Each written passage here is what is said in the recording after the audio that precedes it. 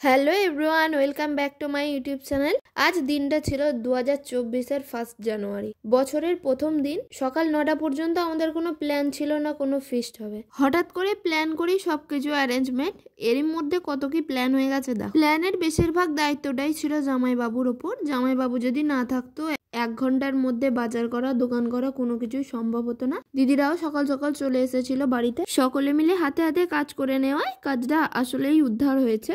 আমি তো কোনো কমেরই নয়, শুধু ভিডিওই করতে পারি। এই দেখো আমাদের ব্লুটুথ স্পিকারও চলে এসেছে। আচ্ছা, ফিস্টে কোনো গান না চললে কি ভালো লাগে বলো? এরা স্পিকার পেয়েই দেখো ডান্স করতে আরম্ভ করে দিয়েছে। ছাদ থেকে চারিদিকটা কি সুন্দর লাগছে দেখো। সকাল থেকেই কুয়াশা ছিল, কোনো রকম রোদই ছিল না। এখন হঠাৎ করেই দেখো সূর্য মামা মাথার উপরে উঠে নৃত্য করছে। হঠাৎ করে প্ল্যান করেই এত রকম আইটেম হয়ে গেছে, তোমাদেরকে আর কি বলবো। তোমরা দেখতে থাকো তাহলেই বুঝতে পারবে। মাছের মধ্যে ছিল চিংড়ি মাছের চপ আর তোপসে ফ্রাই। না আর কি মাছ ছিলাম, তোপসে মাছ জামাইবাবু পায়নি, তাই এই মাছটাই নিয়ে এসেছে। মাছটাকে ভালোভাবে ম্যারিনেট করে রেখে দেওয়া হবে, এরপর হবে ভেজ পকোড়া। আরে ফিস্টে তো পকোড়াটাই হচ্ছে মেন আকর্ষণ, তাই না? গরম গরম পকোড়া পাওয়া গেলে ভাত আর মাংস কে খায় বলো? ভেজ পকোড়াগুলো ভাজা হয়ে গেছে, আমাদের মেন কাজ তো খাওয়া, তাই আমরা দেরি না করে তাড়াতাড়ি খেতে শুরু করে দিলাম। এখানে জামাইবাবুই মাংসটা কষিয়ে দিল। মাংসর কালারটা দেখো কি সুন্দর এসেছে। কে রান্না করতে বসেছে দেখো। এরপর আমাদের ডুপ্লিকেট তোপসে গুলোকে ফ্রাই করা হচ্ছে।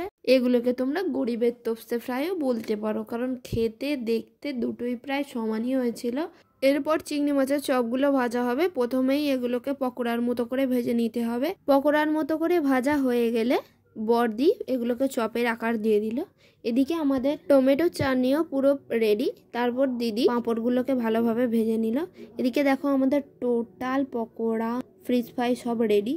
এখানে বঞ্জি আর বাপি খেতে বসে পড়েছে। আমাদের রান্না করতে করতে হয়ে গিয়েছিল অনেকটা বেলা, প্রায় এখন 3টে বাজে। এ দেখো আমাদের ফিস্টে একটা সেলিব্রিটি চলে এসেছে, সবাইকে কি সুন্দর হাই করছে দেখো। বঞ্জিদের খাওয়া শেষ হয়ে গেলে আমরাও খেতে বসে পড়েছি। দেখো ও খাওয়া দাওয়া করে নিজে আমাকে খেতে দিচ্ছে, কি সুন্দর। উল্টো দিকে বোন আর তিস্তাও বসে পড়েছে খাওয়া দাওয়া করতে।